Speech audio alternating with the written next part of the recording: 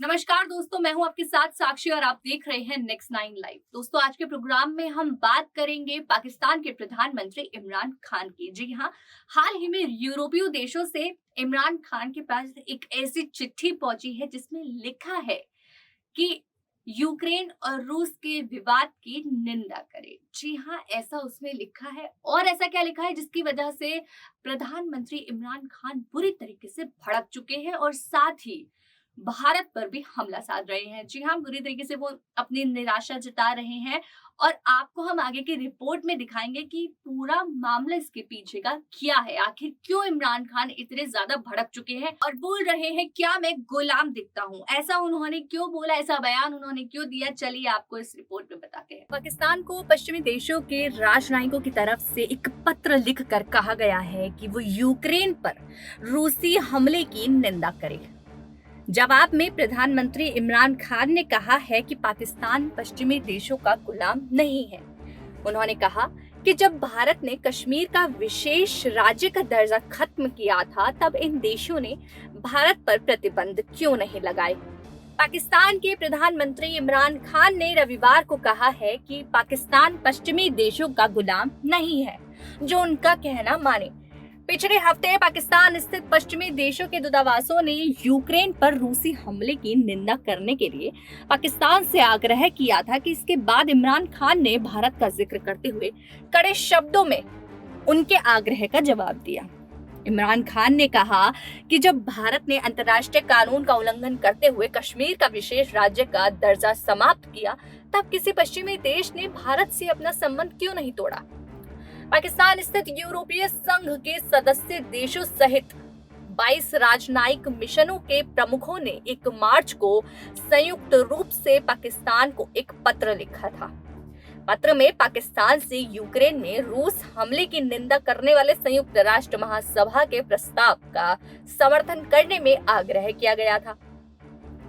पत्र को सार्वजनिक रूप से भी जारी कर दिया गया था, जो कि आमतौर पर नहीं किया जाता। इससे नाराज इमरान खान ने एक राजनीतिक रैली के दौरान कहा कि हम पश्चिमी देशों के गुलाम नहीं हैं। उन्होंने कहा, मैं यूरोपीय संघ के राजदूतों से पूछना चाहता हूं, क्या आपने भारत को ऐसा पत्र लिखा था। कश्मीर का जिक्र करते हुए उन्होंने आगे कहा, जब कश्मीर में हिंदुस्तान ने अंतर्राष्ट्रीय कानून तोड़ा, संयुक्त राष्ट्र सुरक्षा परिषद के नियमों के विरुद्ध जाकर जो कश्मीर का विशेष राज्य का दर्जा खत्म किया, क्या आप में से किसी ने हिंदुस्तान से कोई रिश्ता तोड़ा, उस पर कोई प्रतिबंध लगाया, तो हम आपके सामने क्या है। हम कोई गुलाम है कि जो आप कहेंगे हम कर ले। उन्होंने रैली के दौरान अफगानिस्तान का भी जिक्र किया और कहा कि अफगानिस्तान में पाकिस्तान ने पश्चिम के सैन्य गठबंधन नेटो का समर्थन किया, लेकिन नेटो देशों ने पाकिस्तान के प्रति कृतज्ञता जताने के बजाय पाकिस्तान की आलोचना की। पाकिस्तान संयुक्त राष्ट्र महासभा में हुई वोटिंग से खुद को अलग रखा था। पाकिस्तान की तरह भारत, चीन जैसे देशों भी वोटिंग में शामिल नहीं हुए थे।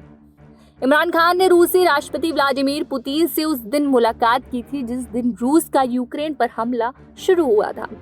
विवाद के बीच दोनों नेताओं की मुलाकात ने काफी सुर्खियां बटोरी थी। कई लोगों ने इमरान खान की पुतिन से मुलाकात की टाइमिंग की आलोचना भी की थी, लेकिन पाकिस्तान की तरफ से स्पष्ट किया गया कि इमरान खान की यात्रा द्विपक्षीय मुद्दों पर चर्चा को लेकर थी और पाकिस्तान किसी खेमे में नहीं है। रैली के दौरान भी इमरान खान ने कहा कि पाकिस्तान चाहता है कि जल्द से जल्द तनाव खत्म हो। उन्होंने कहा, हम रूस के दोस्त हैं और हम अमेरिका के भी दोस्त हैं, हम चीन और यूरोप के भी दोस्त हैं, हम किसी भी खेमे में नहीं हैं। उन्होंने कहा कि रूस और यूक्रेन के मुद्दे पर पाकिस्तान तटस्थ रहेगा और उन लोगों के साथ मिलकर काम करेगा जो यूक्रेन युद्ध को समाप्त करने की कोशिश कर रहे हैं। शुक्रवार को पाकिस्तानी विदेश मंत्रालय के एक प्रवक्ता ने भी पश्चिमी देशों के राजनयिकों द्वारा पाकिस्तान को पत्र लिखने और उसे सार्वजनिक करने को लेकर नाराजगी जताई थी। उन्होंने पत्र को सार्वजनिक किए जाने को लेकर कहा था कि ये काम कोई राजनयिक नहीं करता है। इमरान खान ने कहा कि पाकिस्तान ने आतंकवाद के खिलाफ युद्ध के दौरान नेटो की मदद की थी। उन्होंने कभी भी पाकिस्तान को युद्ध का पक्ष नहीं बनाया।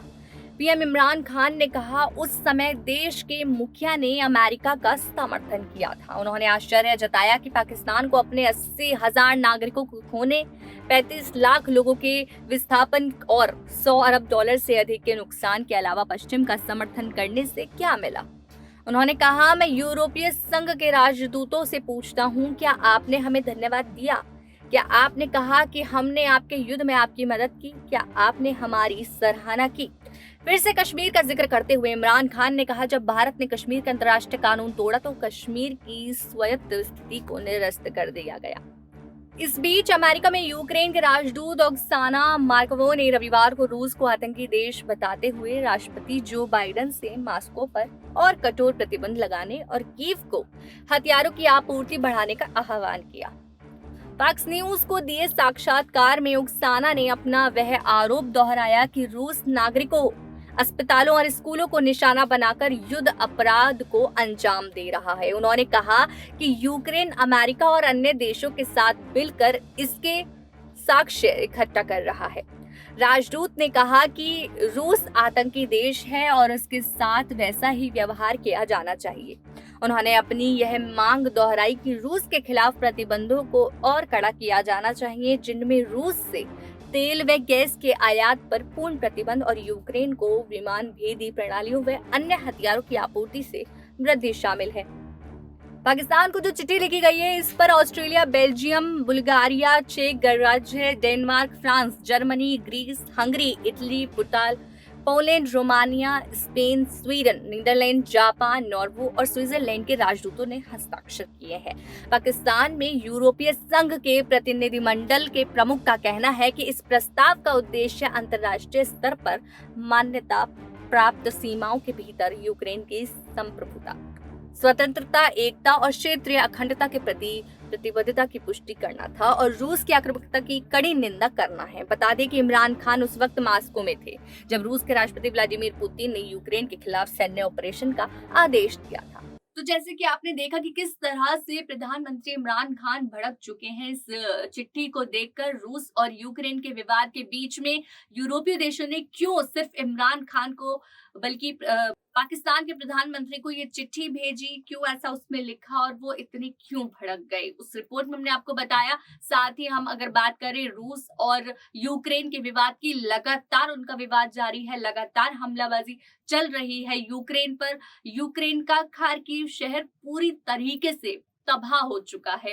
हालांकि वहां के जो 4 शहर हैं, रूस ने अभी उन पर हमला रोक दिया है, जिससे वहां पर जो रह रहे नागरिक हैं वो निकल जा सके। और आपको बता दें कि भारत के अभी भी 700 नागरिक वहां पर फंसे हुए हैं, कीव पर अभी भी है, जिनके हालात बिल्कुल ठीक नहीं है, पर कोशिश की जा रही है उनको वहां से बाहर निकालने की। ऐसी और अपडेट्स हम आपके सामने लाते रहेंगे। उसके लिए आप देखते रहिए नेक्स्ट टाइम लाइव।